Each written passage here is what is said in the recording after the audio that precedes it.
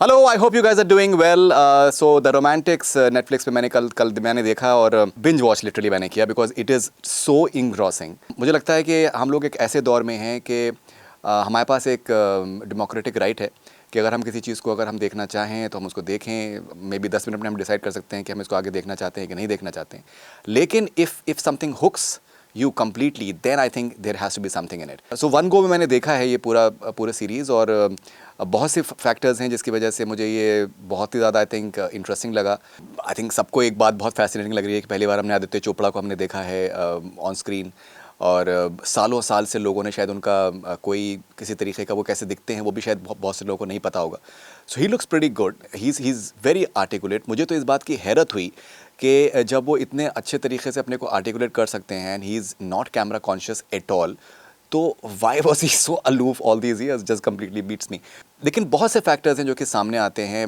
Hindi film industry जिसको कि बहुत से लोग पसंद करते हैं, दुनिया भर में फॉलो करते हैं, मोहब्बत करते हैं और उसकी एक जर्नी का एक बहुत अहम हिस्सा यशराज फिल्म्स रही है, स्पेशली यश चोपड़ा साहब रहे हैं और उस जर्नी को 50 साल की जर्नी को इनकैप्सुलेट करती है ये वेब शो।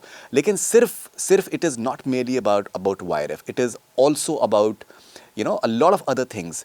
अगर हम बात करें कि जो कम्प्लीटली जो एक सोसाइटल चेंजेस इंडिया में आए हैं, जो कल्चरल चेंजेस इंडिया में आए हैं, किस तरीके के और पॉलिटिकल चेंजेस किस तरीके के आए हैं, सर्कमस्टेंशियल कैसी इवेंट्स रहे हैं, how they have impacted the entire country, वो सारी चीज़ें इसके अंदर सामने आती हैं। फॉर एग्ज़ाम्पल जब लिबरलाइजेशन का अनाउंसमेंट किया मनमोहन सिंह साहब का, उसकी पूरी clip and how it entirely completely changed a lot of things for India और कैसे लोगों के पास में एक एस्पिरेशनल वैल्यू थी। लोग फिल्म हॉल में फिर से रिटर्न करने लगे बिकॉज 80s का दौर था कि एक VCR का दौर हो चुका था, पायरेसी का बहुत हैवी ड्यूटी हो चुका था, सिनेमा हॉल्स बहुत बहुत हद तक सफ़र कर रहे थे। एट वेरियस जंक्चर्स जो है ये हुआ है कि दैट फिल्म इंडस्ट्री की ऑबिचुरी लिखी गई है, लेकिन वो फिल्म इंडस्ट्री अपने आप को रिवाइव कर लेती है I think in one form और द अदर। अगर हम देखें इस पर्टिकुलर सीरीज़ में तो Aditya Chopra has outshined Shahrukh Khan, Salman Khan and Aamir Khan and which is a rarity because जो बातें आदित्य चोपड़ा ने शेयर करी हैं वो इतनी इंटरेस्टिंग है बिकॉज एक शख्स इतने सालों से जिसके बारे में कहा जाता था कि जैसे अभिषेक बच्चन ने भी कहा है कि that he is an illusion, may be doesn't exist, वो आप उनको देख रहे हैं, आप उनकी बातें सुन रहे हैं, उनके विजन को आप देख रहे हैं कि किस तरीके से वो जिस तरीके की फिल्में या फिर म्यूज़िक सुनते थे वो अंग्रेज़ी के म्यूज़िक सुनते थे and one fine day he just decided कि that he will just completely throw away all his English CDs और उसके बाद फिर उन्होंने हिंदुस्तानी फिल्म्स का और बाकी सारी चीज़ों का, मूवीज़ का उन्होंने एक तरीके से अध्ययन करना शुरू किया, उसको परस्यू करना शुरू किया और इम्बाइब करने की उन्होंने कोशिश करी अच्छे तरीके से कि that what is it that the Indian audiences want.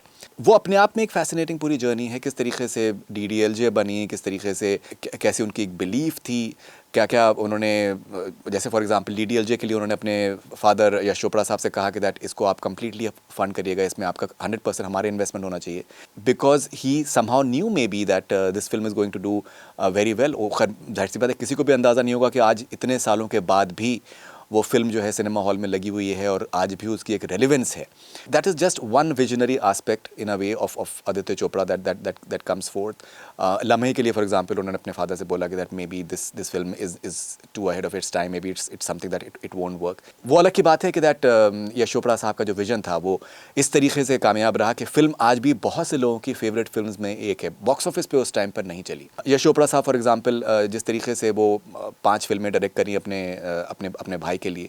Important बात यह है कि उन्होंने शुरुआत करी एक ऐसी फिल्म से जिसका नाम था धूल का फूल। अब देखिए क्या है, किसी भी फिल्म मेकर की जो एक जो सोशल उसकी जो एक मैसेजिंग है या उसका सोच क्या है वो मेरे लिए पर्सनली बहुत इंपॉर्टेंट है। धूल का फूल में एक गाना था जो कि आज भी मशहूर है कि दैट ना हिंदू बनेगा ना मुसलमान बनेगा, इंसान की औलाद है इंसान बनेगा। So that tells you something about the man in terms of belief system किस तरीके का था, एक सेकुलर व्यू पॉइंट, एक हेल्दी व्यू पॉइंट जो कि हमेशा उनके साथ, उनके प्रोडक्शन हाउस के साथ में हमेशा जुड़ा रहा।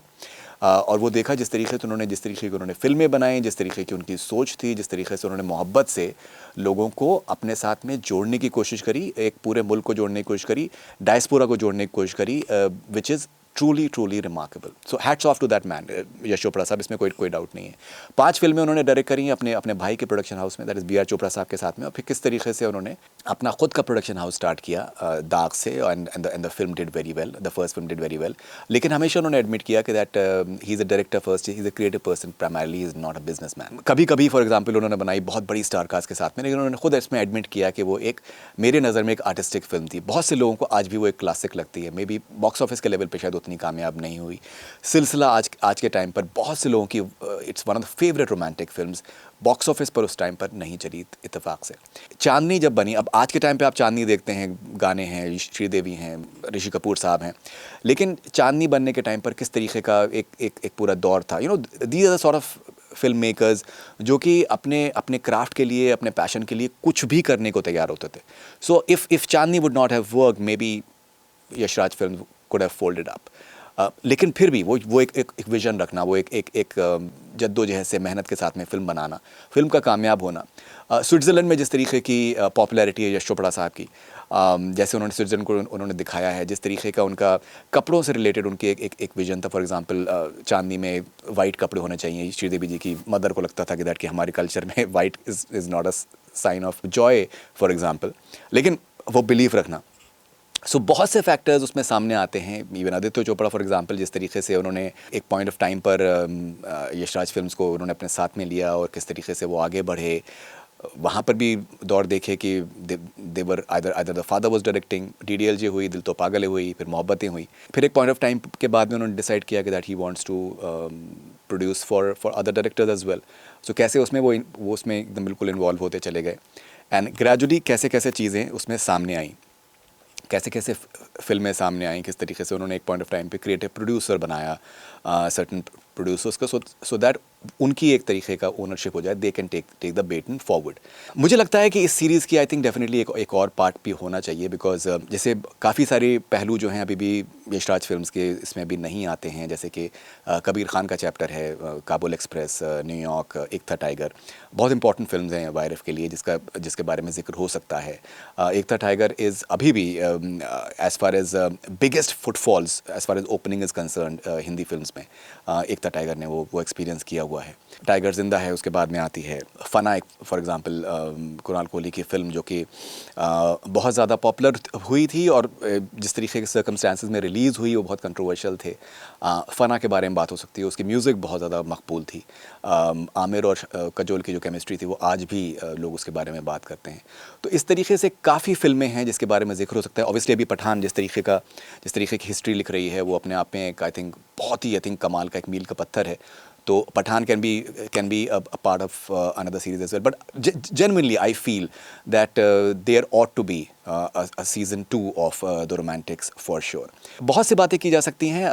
मैं बस ये कहूँगा कि सीरीज़ में जो मुझे इंटरेस्टिंग लगा, जिस तरीके से स्मृति मुंद्रा जो इसकी डायरेक्टर हैं, जिस तरीके से उन्होंने उसको पूरा लेके चली हैं, तो इट्स नॉट एक लीनियर पैटर्न नहीं है. जिस तरीके के फुटेजेस इनकॉपरेट किए गए हैं DDLJ के शूट के से, फॉर एग्जांपल यश चोपड़ा जी की शादी के आई थिंक विजुअल्स हैं जो अपने आप में बहुत ही आई थिंक कमाल की चीज़ें हैं. इस तरीके के बहुत से बिहाइंड द सीन्स फुटेज हैं जो कि बहुत ही इंटरेस्टिंग है. यश चोपड़ा जी का एक इंटरव्यू है जो कि करण जौहर ने लिया था काफ़ी साल पहले, उसके बिट्स हैं. और भी इस तरीके के बहुत सी चीज़ें हैं जो कि बहुत ही ज़्यादा इंटरेस्टिंग है. ऑब्वियसली शाहरुख खान के इनसाइट्स हैं, सलमान खान के इनसाइट्स हैं, ऋतिक रोशन के इनसाइट्स हैं. Apart from that Anushka Sharma हैं, कटरीना कैफ हैं, बहुत से लोगों के, रानी मुखर्जी के हैं, भूमि पेडनेकर हैं, शानू शर्मा जो कास्टिंग डायरेक्टर हैं, रणवीर सिंह के उसमें इनकॉपरेट किए गए. बहुत से लोगों के इसके अंदर इनकॉपरेट करे हैं जो कि अपने आप में बहुत इंटरेस्टिंग है. उदय चोपड़ा का बहुत आई थिंक इंटरेस्टिंग पोर्शन है. नेपोटिज्म पे एक पूरा चैप्टर है कि किस तरीके से it's not entirely the real picture. एक और पॉइगनेंट चीज़ जो कि सामने आती है कि दैट देखिए, बाप बेटे में एक बड़ा एक बहुत ही दिलचस्प रिश्ता होता है कि एक तरफ तो मोहब्बत है, इज़्ज़त है, जो कि ऑब्वियसली आदित्य चोपड़ा और उदय चोपड़ा की है अपने फादर के लिए और होनी भी चाहिए. कमाल की आई थिंक रिलेशनशिप थी. लेकिन अगर आप उसमें नोटिस करें पूरे सीरीज़ के अंदर अंडरटोन्स हैं कि किस तरीके से Aditya Chopra and Yash Chopra, they were not always on the same page. And I think that is what creativity is all about, that you don't have to agree. There were several things that Aditya Chopra differed with Yash Chopra. Yash Chopra ji differed on several things with Aditya Chopra. दोनों अपने अपनी जगह कहीं ना कहीं सही साबित हुए। वो एक बहुत इंटरेस्टिंग सी आई थिंक जद्दोजहद उसमें सामने आती है, लेकिन अल्टीमेटली उसमें हुआ ये कि दोनों ने सही जो भी डिसीजंस थे वो लिए। एक सर्टेन पॉइंट ऑफ टाइम पे आदित्य चोपड़ा ने अपने फादर से कहा कि that I want to create a studio, and the father backed him completely, understood his vision and back that completely. But वो जो एक अंडर करेंट्स हैं डिफरेंसेस के, I think that makes it very very interesting. वो layered एक तरीके का एक पूरा नैरेटिव होता है जो कि बहुत इंटरेस्टिंग है। So personally I had a great time watching it. मैं उस स्टूडियो में बहुत बार मैं गया हूँ, बहुत से मैंने इंटरव्यूज़ वहाँ पर करे हैं। मैंने इनफैक्ट यश चोपड़ा जी को देखा है कि आप स्टूडियो में आप एंटर कर रहे हैं, यश चोपड़ा जी वहाँ पर खड़े हुए हैं, and he was such a down to earth person कि वो आपको एहसास ही नहीं होगा कि आपके सामने यश चोपड़ा वहाँ पर खड़े हुए हैं, because he was very very I think humble and down to earth person. फिर इसमें सीरीज़ में एक इंटरव्यू है जो कि शाहरुख खान साहब ने लिया है यश चोपड़ा साहब के साथ में, that was on his birthday a few days before he passed away. And so मैं उस इंटरव्यू में मौजूद था वहाँ पर जब शाहरुख खान साहब ने वो इंटरव्यू लिया था, तो मैंने पर्सनली मैंने वो देखा हुआ है। सो आप सर्टन चीज़ों का आप हिस्सा बन जाते हैं, आप रियलाइज़ नहीं करते हैं कि कुछ टाइम के बाद में वो that becomes part of history, and that interview definitely is history for there is no doubt about that. और वहाँ पर उन्होंने उस इंटरव्यू में यश चोपड़ा साहब ने कहा था कि दैट ये मेरी आखिरी फिल्म है, जब तक ये जहान will be my last film. So you know जो सर्टन चीज़ें आपने सुनी होती हैं, आप उस वक्त रियलाइज़ नहीं करते हैं कि उनका वेट क्या है, उनका वज़न क्या है। उनका वज़न बाद में आपको एहसास होता है। एक नज़म भी उन्होंने पढ़ी थी और जब तक के जहान से रिलेटेड, और अपने मखसूस अंदाज़ में, तो वो भी बहुत इंटरेस्टिंग थी। सो हमें ज़रूर बताइएगा कि आपको ये वीडियो कैसा लगा। And this is Faridoon Shahryar for Connect FM Canada. Stay connected, do subscribe to our YouTube channel.